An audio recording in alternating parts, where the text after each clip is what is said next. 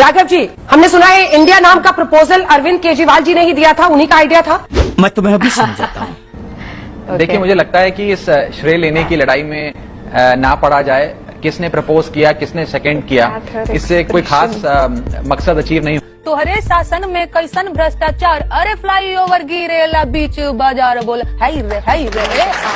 तो मैं जनता की तरफ से सरकारों से सवाल करती हूँ, अनामिका जी सरकार की तरफ से मुझे जवाब देती हैं। अंजना ओ मोदी, टॉप गोदी जर्नलिस्ट ऑफ इंडिया को रोस्ट किया है राघव चड्ढा जी ने, मेंबर ऑफ आम आदमी party, a young politician, on the topic Bharat versus India. अगर आप इस देश के सच्चे नागरिक हैं ना, तो आप भली भांति जागरूक होंगे। ये जो भारत के टॉपिक पर बहस छिड़ी थी, ये कितनी लॉजिकल थी और कितनी इलॉजिकल थी। हे हाय हेलो नमस्ते जी, सत श्री अकाल, अस्सलामु अलैकुम। मैं निधि शर्मा इंडिया से, और हमारा भारत ना महान है, पर ये भाजपा की चाटुकार दलाल मीडिया को ना चैन नहीं है, क्योंकि फूट डालो राज करो पर इन्होंने ना ग्रिप बिठा ली है। डिवाइड एंड रूल पॉलिसी अब इनकी फेवरेट हो चुकी है, जिसे राघव चड्ढा जी, अरविंद केजरीवाल जी जैसे बड़े अच्छे राजनेता सक्सेसफुल नहीं होने देना चाहते, एंड उसी के अगेंस्ट वो हमेशा कदम उठाते हैं। उससे ही हम फिलहाल विटनेस करने जा रहे हैं। और नेहा सिंह राठौर को आप अच्छे से जानते होंगे, यूपी में काबा, उन्होंने भी रोस्ट किया है ऐसे कुछ गोदी प्रवक्ताओं को। चित्रा त्रिपाठी जैसे नाम हमारे सामने आ रहे हैं। आई एम फॉर्चुनेट इनफ कि मैं ना ये एंटी गोदी स्पीचेस को एक्सपीरियंस कर पा रही हूँ, वो भी मेरे साथ में डियर फ्रेंड के साथ बैठ करके। So without any further due हमें ये वीडियो देखना ही होगा। खुशखबरी तो ये भी है कि काफी सारे गोदी मीडिया के जर्नलिस्ट को बैन कर दिया गया। इससे बेहतर बात अभी देश के लिए कुछ नहीं हो सकती है। Once again I would like to thank Congress and other parties for this great decision. We look forward for more big decisions like this one. Raghav ji, हमने सुना है इंडिया नाम का प्रपोजल अरविंद केजरीवाल जी ने ही दिया था, उन्हीं का आइडिया था।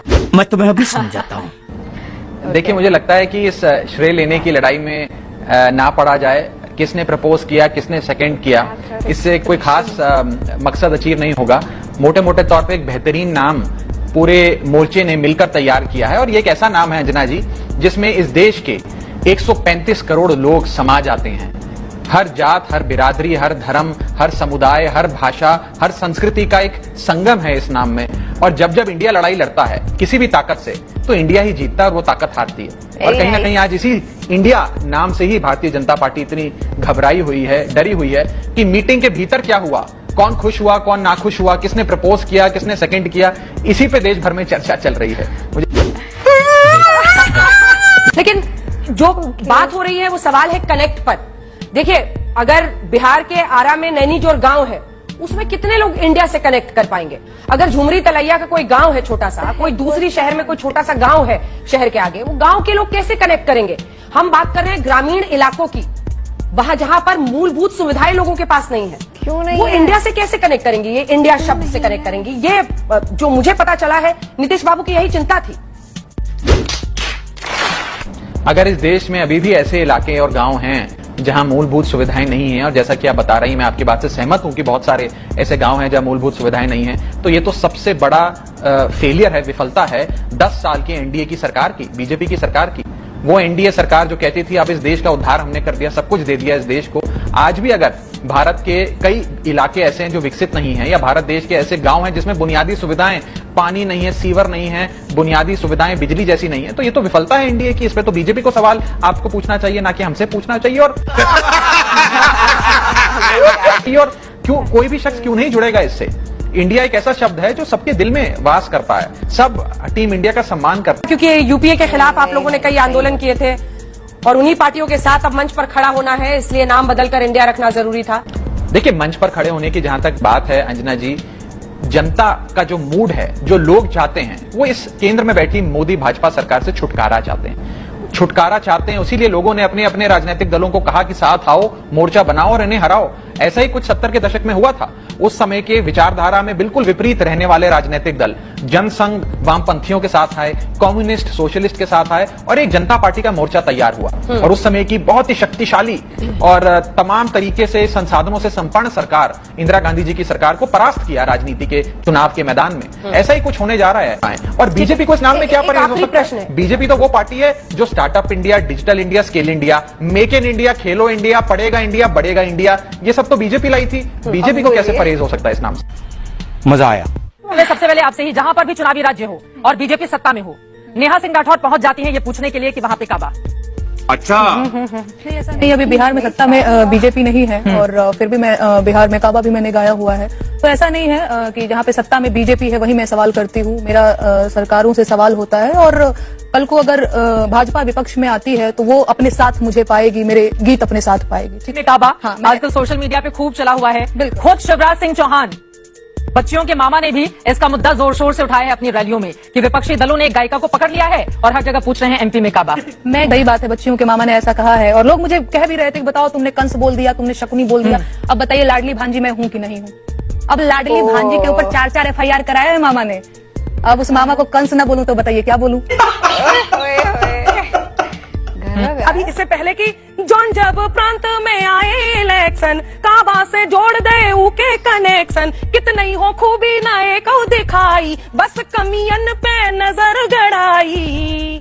काए कमलई से जियरा बरत है, काए कमलई से जियरा बरत है, काए काबा करत है। देख लीजिए, आप पूछ रहे हैं काबा काबा, वो बता रही है मैजिक करत है। और इतना सारा उन्होंने एक के बाद एक जो काम उनकी ओर से गिराए गए हैं भाई, वो आपसे ये भी पूछ रही हैं कि खाली ये कमलई, खाली कमल का फूल वाला राज्य ही क्यों नजर आता है नेहा को? बिल्कुल, लोग कहते रहते हैं कि तो बरसाती मेंढक है, जहाँ पे चुनाव होता है वहाँ काबा काबा करने चली जाती है। देखिए क्या है ना, चुनाव का टाइम एक बहुत ही संवेदनशील टाइम होता है जब सरकारों की पूंछ दबी रहती है। उसके बाद वो आपका लोड नहीं लेते हैं। मुझे भी पता है, व्यवस्था में बेहद मामूली लड़की हूँ और मेरी बात का कितना लोड लिया जाएगा ये भी मुझे पता है। चुनाव के टाइम पे, चुनाव का टाइम एक ऐसा टाइम होता है जब हमें, मतलब हमने दामाद नहीं चुना है भैया कि बस चुन लिए, बस आपका पाहुन जी का आरती ही उतारना है। सरकार चुनी है ना, तो सवाल पूछते रहना होगा और मैं मेरे गीत सवाल पूछते रहते हैं। और क्या आप कुछ बोल रहे हैं? नहीं, सवाल वो कह रही है खाली कमलई वाला, ऐसा नहीं है। बिहार वाला तो बहुत टाइम है और बिहार का जो माहौल है, बंगाल के लिए मैंने गाया, बंगाल के लिए चित्रा जी मैंने गाया, किसी ने सुना ही नहीं है। पता नहीं उस पर प्रतिक्रिया क्यों नहीं दिया अनामिका जी ने, मुझे नहीं पता। मैंने गाया था कि ओ दीदी बंगाल के होई गईलू तू काल बोलो सारा रा, अरे तोहरे शासन में कैसन भ्रष्टाचार, तोहरे शासन में कैसन भ्रष्टाचार, अरे फ्लाई ओवर गिरेला बीच बाजार बोल हाय रे। तो मैंने तो बंगाल के लिए भी गाया हुआ है। अलग बात है कि इसमें प्रतिक्रिया नहीं आया। और दूसरी चीज, मैं जनता की तरफ से सरकारों से सवाल करती हूँ, अनामिका जी सरकार की तरफ से मुझे जवाब देती हैं।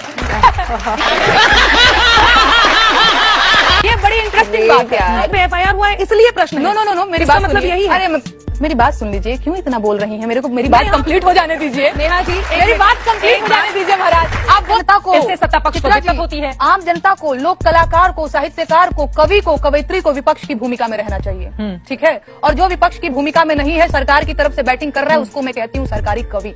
आप ही के लिए है।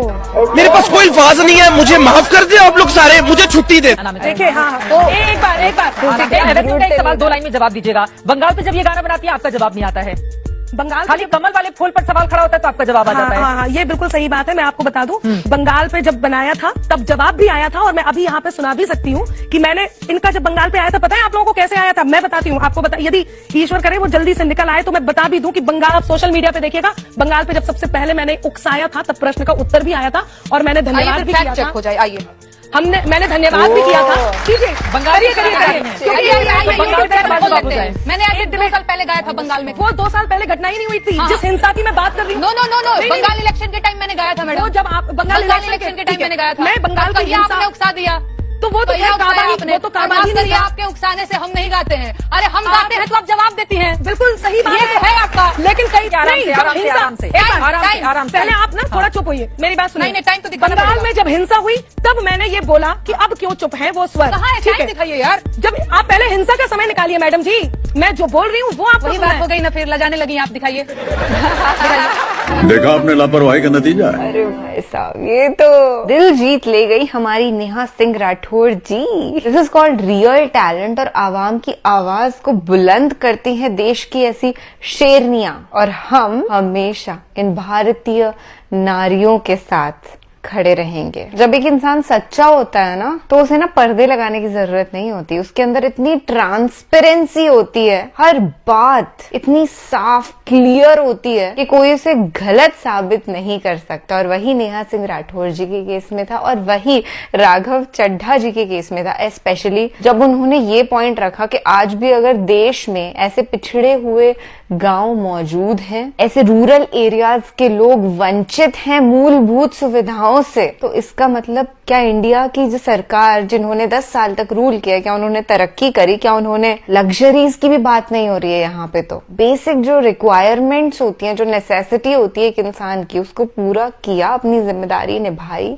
लोगों तक रोजगार पहुंचाया। सबसे बड़ा मुद्दा ही महंगाई और बेरोजगारी का है इस देश में, और कितने सारे गरीबों के तो घर भी उजड़ गए बुलडोजर योजना के तहत। फिर नफरत की लहर अलग, उसका एक नेक्स्ट लेवल हो चुका है। लोगों के दिलों में इतनी ज्यादा खटास पैदा हो गई है ना कि अगर आप नॉर्मल चीज भी बोल रहे हैं ना, उससे भी वो ऑफेंड हो सकते हैं। Suppose I say that I love my India but I do not love Modi ji and BJP government. तो अब जो भी लोग मोदी लवर्स हैं, भाजपा के कट्टरवादी प्रेमी हैं, वो सब ऑफेंड हो जाएंगे, मुझे उल्टा सीधा बोलेंगे। तो माहौल काफी टिपिकल हो चुके हैं। पर तसल्ली इस बात की भी है कि देश के अंदर राघव चड्ढा जी, अरविंद केजरीवाल जी, नेहा सिंह राठौर जी जैसे लोग भी मौजूद हैं और वो अच्छे अच्छे काम कर रहे हैं, करते रहेंगे, और हम भी उनके साथ हमेशा खड़े हुए हैं और पॉजिटिविटी स्प्रेड करते रहेंगे। तो फिलहाल के लिए बस इतना ही। और आपको ऐसी एंटी गोदी स्टफ देखने में मजा आता है ना, तो मुझे भी आता है, तो हम साथ बैठ के देखेंगे।